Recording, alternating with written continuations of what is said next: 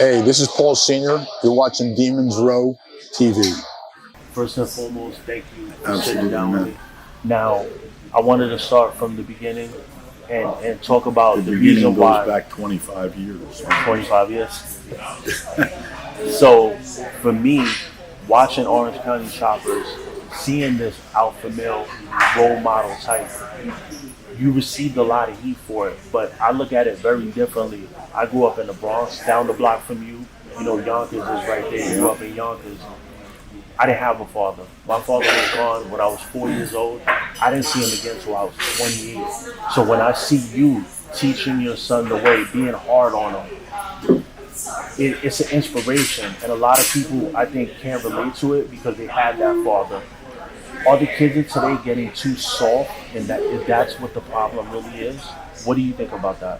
Yeah, I mean, listen, it's a totally different world today. You know, everything's changed. I think the younger generation is definitely a softer generation. You know, and I guess it's due to computers and social media and all that. You know, I grew up. You started working at an early age, and whatever you earned yourself. You know, I didn't come from a great family background myself. Very, very dysfunctional, violent. So nobody gave you anything, and if you wanted something, you had to go out and do it. You know, and when I was a young guy, even when I worked. Like during the summer or whenever I worked, we paid room and board. So, you know, people might think that that's a harsh way to grow up. But I think it makes you who you are and gives you a better understanding of life, because at some point you're going to have to get out there. You're on your own, and it's not all that what you think it should be, and there's a lot of trials and tribulations that you go through life, at least for me, and I look at all that as a history, and all of that is a learning experience, and it just it goes on forever. So what kind of father, mother creates a legend like Paul Sr.? Like, what kind of upbringing did you have to condition you to be this type of man that you became? You know, like I said earlier, it was a dysfunctional. Like the most important person in my life was my uncle, and he was a drug addict and an alcoholic. And the way he passed away is that he owed the bookies money, and they were chasing him in the car flip, and it was most probably devastating thing in my life. But I never had a father to give me guidance or any kind of support, and whether it be school or sports. And as a young guy, I was I was always a strong guy. I always I would work out when I was younger and stuff. But pretty much, the only thing that I ever did, I never got supported again with doing athletic stuff. So I pretty much just worked all my life. So I'm gonna ask you a strange question. Yeah. Is it a little bit of an advantage? Because I'm starting to think, like, if you didn't have a rough upbringing, you're gonna be soft, and it's gonna hard for you to be, like a legend or be great at something. I mean, you can get coached up with a good father, but is it almost an advantage to have a shitty upbringing? I think it is. I think it made me who I am. Yeah. It teaches you life is a humbling experience. And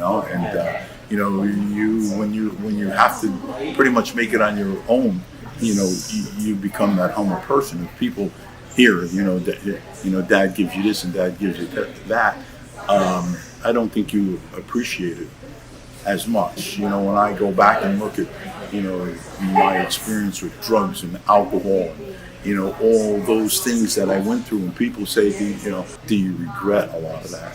And I don't know if I do regret a lot of it. A lot of this stuff was not good stuff, and people got hurt from it. But I think that even the bad is something that you could pass on to someone else to make it to turn it into a good thing. I think that, sharing a lot of my experience on TV of dealing with alcoholism and drugs and stuff like that, I get, some stuff from people saying, that it helped them, that they stopped drinking or they stopped drugging. So by me doing that, maybe it saves someone else from not doing that. So how do you start, getting into making real money? Because you're in the steel business. Like, how do you even begin to get into that lifestyle of owning a steel business?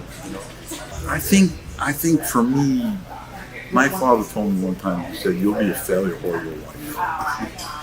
and to me, that was probably the best thing that he ever said to me. So that was like something that I had to always prove, that I was going to be somebody, that I would be successful. And I had that in my mind from high school. And so it was kind of like a mission. Even though I was told I was going to be a failure, even though I dealt with drugs, even though I dealt with alcohol and all the adversity and stuff, I still got up every morning, even with my addictions. So what got you in the beginning into the motorcycle? What was your inspiration? When I had my steel shop, when I first started my steel business, I had a partner from Brooklyn. He was a real deal motorcycle guy. He wasn't just a guy that just rode a bike or went to Harley and bought a bike. He built the bike from the ground up. So being in the steel business, you were able to do a lot of things, the welding and the grinding and the cutting that a lot of people couldn't do, because back in the 60s, that stuff was not available to most people. And so I watched him build a bike from the ground up, stretching frames and raking necks and fenders and getting a one piece of the front end over here and one piece over here, and putting and building the bike from the ground up, sissy bars and stuff. So that was my inspiration. So what were you into? Because you're saying this is the 60s, so was it like Easy Rider and stuff like that? Did you like that type of stuff? Were you into what was your movies? What was the stuff? Or was it just the street influence of actually knowing a person that built the bike? So was the movie I'm trying to paint the picture of the time. Was it very popular at the time, like choppers and stuff? Or is this just you and your buddy? It's kind of your thing? Because growing up in New York, I didn't see this stuff, the cool stuff that you do. I saw once in a while a street bike, but never a sport bike. But I never saw choppers and cool stuff like that. So was this just you and your buddy, or was this popular in the 60s? Well, no, it was popular in the 60s. Choppers were definitely popular in the 60s and in the 70s.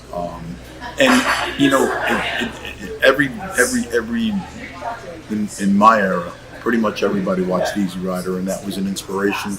But it was kind of like a temporary dream, you know what I mean? Where everybody was going to get on a bike and everybody was going to travel around the world and do that kind of stuff. But that was just the influence from the movie. But the movie was cool, you know what I mean? Choppers for me was, I guess, I don't know if it's automatically in you, but when you see when I see a chopper still today, it's cool. Yeah. I think that these bikes, all these bikes that we built, cool bikes, totally different than I think that in the direction that I would have went in if the show didn't come along. Because again, my partner was a chopper guy from Brooklyn, and the bike he built, he had the extended front end and all that stuff. So I always like that look. And if you look at my bikes today, I have that same look. I don't know if you went over to my shop. Yeah. I like the long stretched out. I like the bike that when it's going down the road, people look at that bike and say, man, I don't, kind of like you said, you don't see that bike. You don't see those bikes. That stuff very far in between. Yeah, like what I was saying to you earlier, when I walked through here and saw your bikes, and then when I went into Burt's Barracuda and just looked at the regular, Harleys that we're used to seeing, it was this is kind of whack, because you see all the glides, everybody, the robots, everybody gets a glide. To me, those things are like cars, you know, cruise control, all that. I get it, you know what I mean? But I think when I saw the comments that Jay Leno had made about the trajectory of the bike, I think that, I don't know if it's just me, but I don't think people, maybe they don't really ride like that, but you could see that the way a chopper is built, it's a different kind of ride. So if you're not like a real biker like that that's into choppers, that's a different, like the way you gotta move and stuff. I just think people can't handle a chopper, and that's why sometimes they make the statements that they do. Do you think that's part of it? Yeah, you think that Jay would be a big enough person to just admit that he can't ride a chopper. Yeah. You know, and people like him, they like to use the bike as an excuse why the geometry's off, you know, the brakes don't work. That's all bullshit, man. Yeah. Me and my wife, you see my chopper, we'll go out to Montana, we'll go up in the mountains for weeks and ride our bikes. Mm-hmm. And for me, I probably have right now maybe 6-8 Harleys. I got dressers, you know. Yeah. I don't take my dresser out in west and ride it up in the Rockies and stuff. I take my chopper. You know what I mean? I think they look so good that people think, oh, I love this bike, I want to get it. And when they ride it, it's not a comfort thing, it's a cool thing. So when they ride it, it's not comfortable as they thought. So that's why they try to talk bad about it. That's what I was thinking. Well, here's the key. Because I've been riding choppers, again, for many years. And there's certain key things that makes a chopper comfortable. One is the handlebars. 2 is your feet position. And 3 is the seat. Now, if you look at my bikes, a couple of my bikes got the most ugliest seats. But when you're sitting in that seat and you're riding all day, you want that comfortability. Mm-hmm. And that makes all the difference in the world. Yeah. The handling is definitely not going to be the same because you got a 24 over front end for me. Yeah. But I ride it. You know what I mean? That's what I ride. But when you're going down the highway, that bike goes down the highway nicer than my Harley. So the geometry that Jay was talking about, he's full of shit. Mm-hmm. There's nothing wrong with that geometry. I built so many bikes. He's a big car guy, he's a big bike guy, but he's probably never built a bike in his life. So, you know, if he's saying that the geometry's off, okay, and it shows you right on the cover of the magazine, it gives you all the specs on the bike, you know. Mm-hmm. And again, I said it in my last interview, is that the bike is 35 degrees. So if you go into Harley over there and you take one of those bikes out of here, it's 35 degrees. So what would be wrong with the geometry? Those brakes that are on that bike are HHI. They're like one of the best brakes in the industry. They're disc brakes. What would make that stop any different than any other bike? I ride both bikes. They both stop one as well as the other one. So I think that was really a disrespectful thing that he did. And do you think for 1 second that he would ever say that if I was in the same room with him? No. So it's kind of like whether I like the guy that builds choppers out there or whatever company it is, for me to say, well, his bikes are junk or because they're different than my junk is disrespectful, you know? Yeah. Do you think the chopper era is like ending? No. No? I don't think the chopper era always does 360. It always comes back around.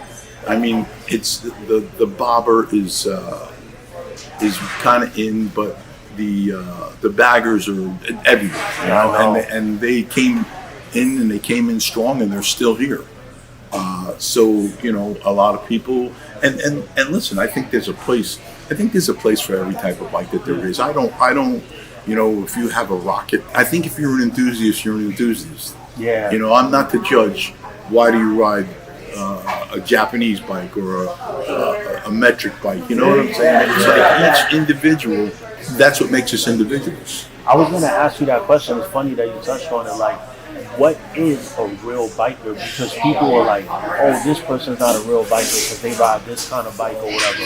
What is a real biker? What is? It's an enthusiast. You like riding a bike? I don't know what bike you ride. You like riding a scooter? That's cool too. You know what I'm saying? Yeah. So it's the individual. Listen, everybody gets on a bike. Other thing, everybody has certain things go through their mind, and I think that for me, when I get on my bike, my mind is, I can just think about whatever I want to think about. There's no interferences. It's just you're out there, and you just have that real freedom feeling, and your mind takes you where you want to. So if you're on a scooter, maybe you're into that scooter, and that's what you're thinking about, that front wheel in the scooter, or whatever the mirror you just put. What's the difference? You know what I'm saying? I agree. What's the difference, man? I respect it. I always did. I never judged people for what they ride, and I never would be like, okay, man, you're not riding with me. Look at what I'm riding. You want to ride that next to me? I never, ever.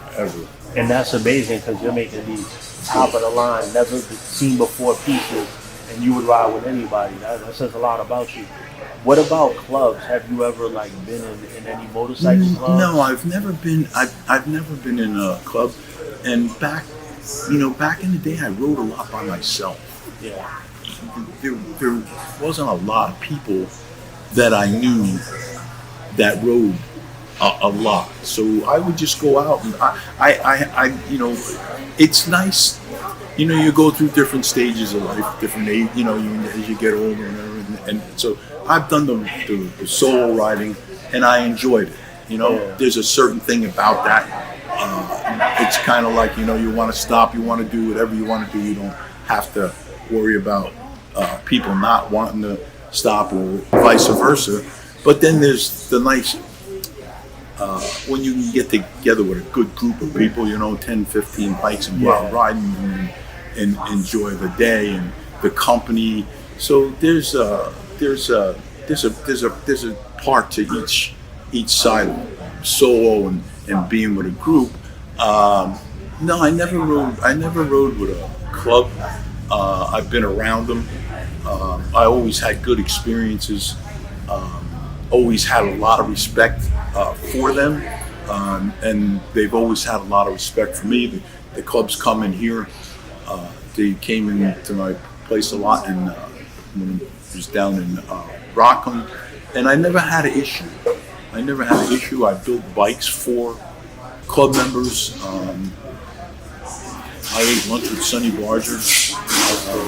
So me personally, I've never had a bad experience. And it's not even, if a club pulled up now and they said, let's go for a ride, man. Let's go. Did you have a lot of people trying to recruit you when you were hot? No, not really. No, not really. I think that people get a feel. They know you by just being around you for.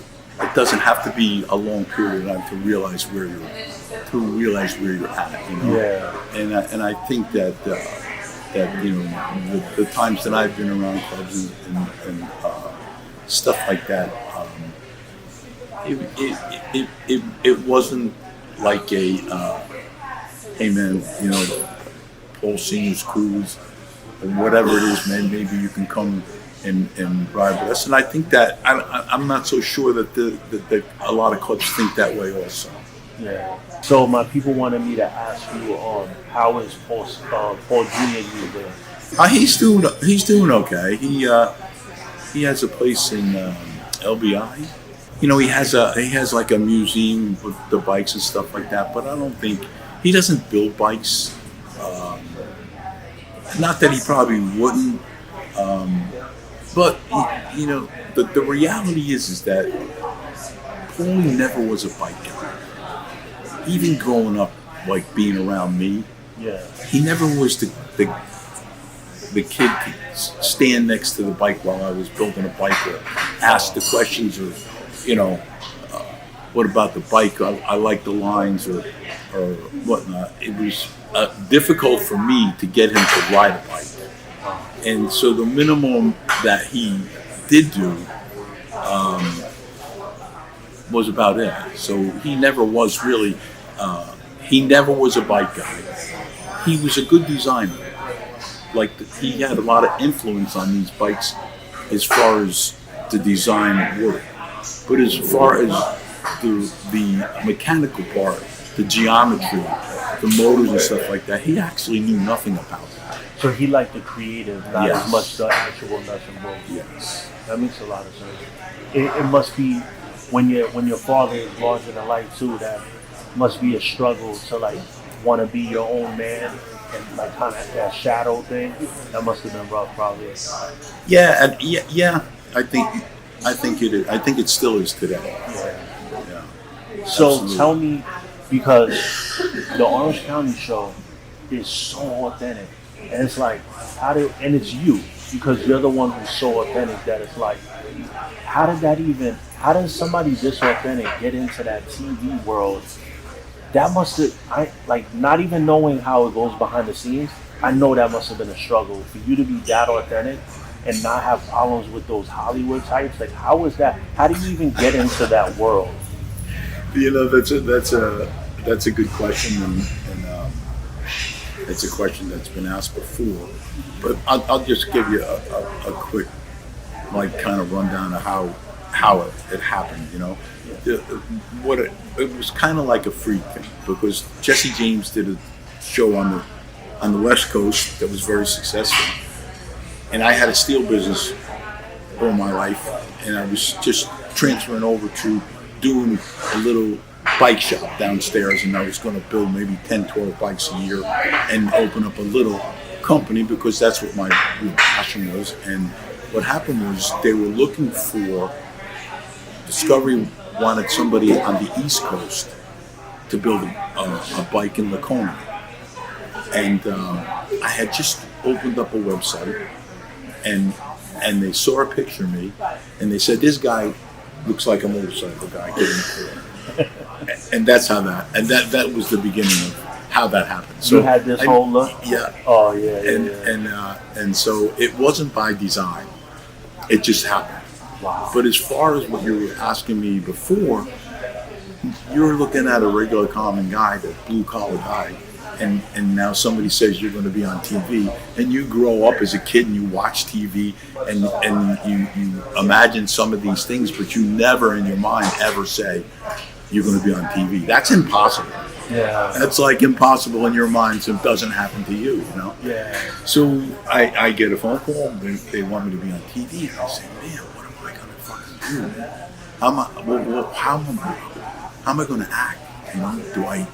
Do I change the way I talk? Do I get a haircut? Do I dye my mustache?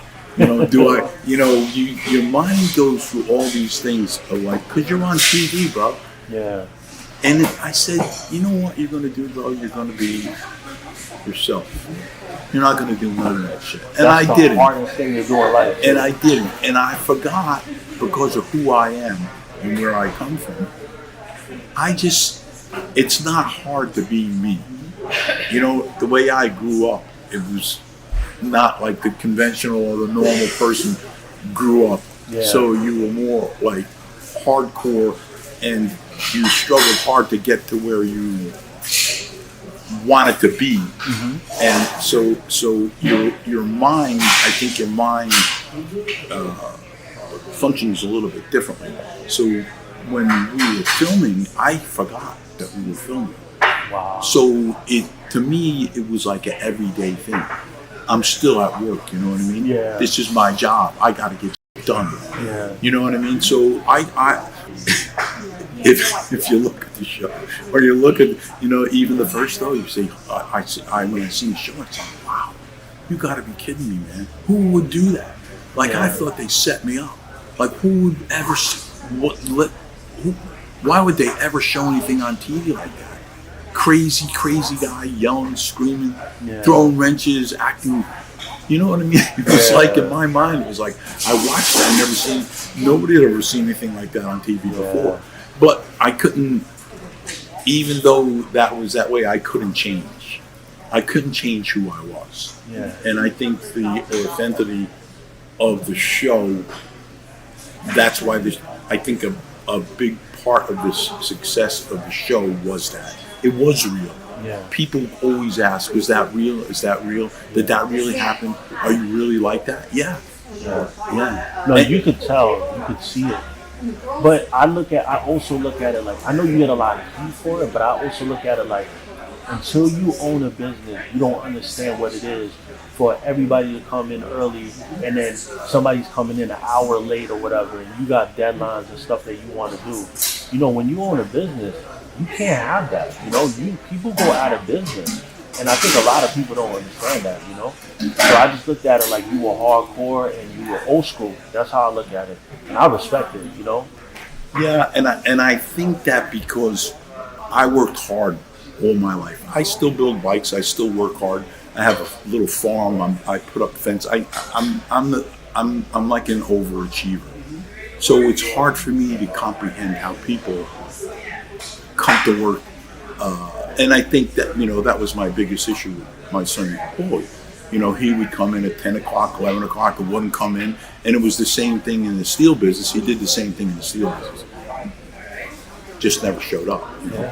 And when you have people depending on you, failure is not an option for me. If you watch the show, I never missed a deadline. Mm-hmm. And those were real deadlines. Every one of them was a real deadline. Yeah. You had 5 weeks to do a show.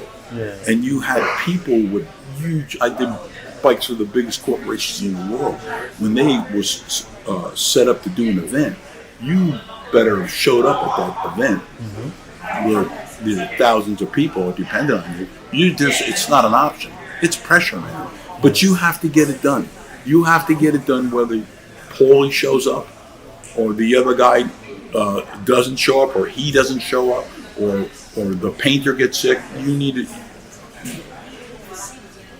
make it work. You need to make it work. And I think that's the part of the difference of today's generation opposed to my generation. Failure was not an option.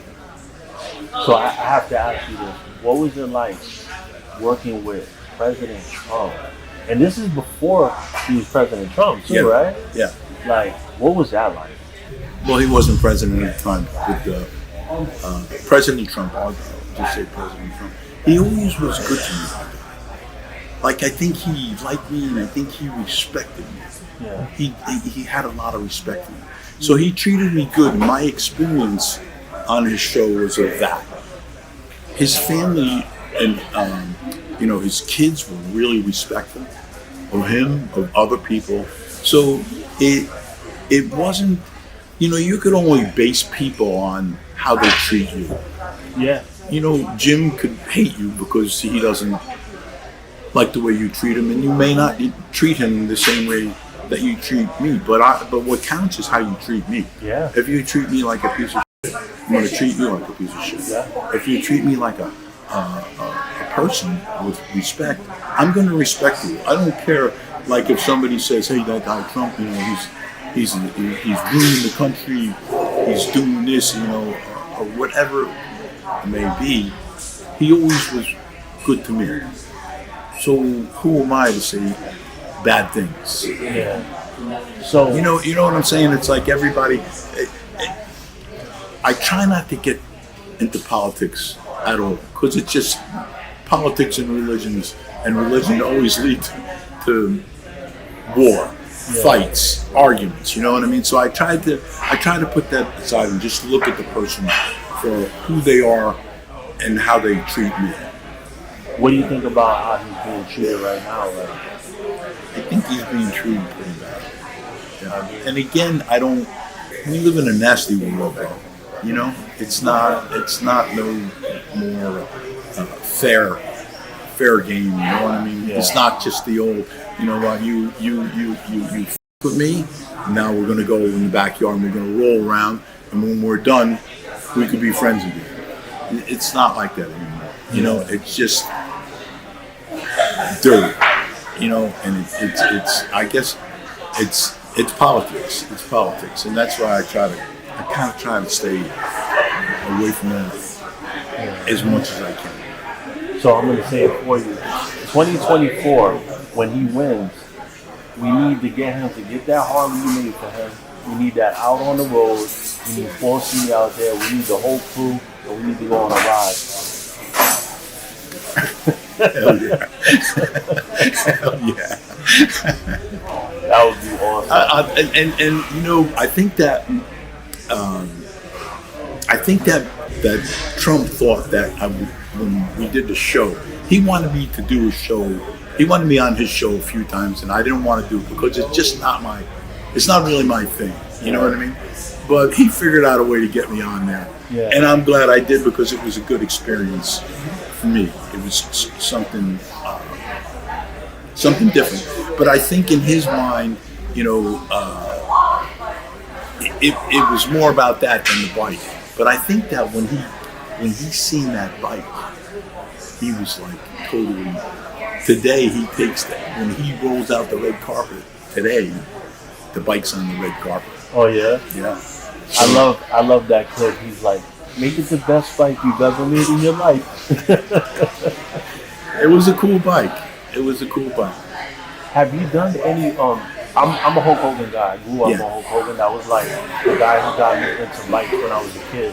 Have you done any work with him on the bikes? Because I've seen some of the stuff where he was with Hulk Hogan.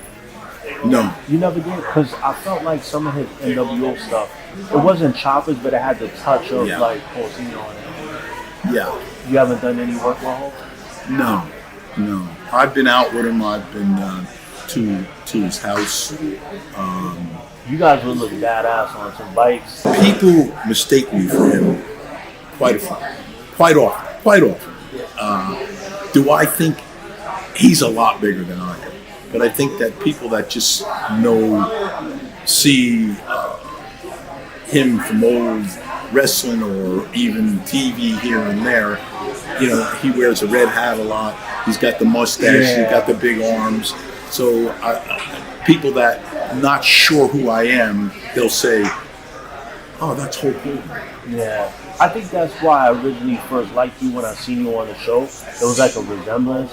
Like I knew it wasn't Hulk, but like brothers or something. Like kind of like got that. Yeah. Maybe you guys could be brothers kind of look. So tell me about the I know you got like a new Outlaw show coming out. Tell me about that. Yeah, we actually probably going to start filming in the next couple of weeks. Outlaw TV, and it's me, Jesse, and Billy Lane. And what's interesting, it's pretty much 3 different shows. Like I'll have a show, each individual will have a show, and we'll do some stuff together also. So it's Almost like a network thing. it is a network. Oh, okay. Yeah, it is a network. You're gonna do great on YouTube too. I'm looking forward to it. YouTube.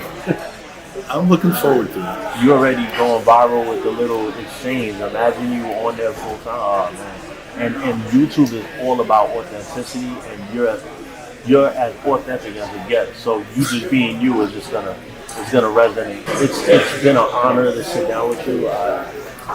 We finally made it happen. You know, we've been talking about it for a while. You know, and I'm so glad that I got to do this. You know, thank you so much. You're welcome. Appreciate your time. Appreciate you coming down.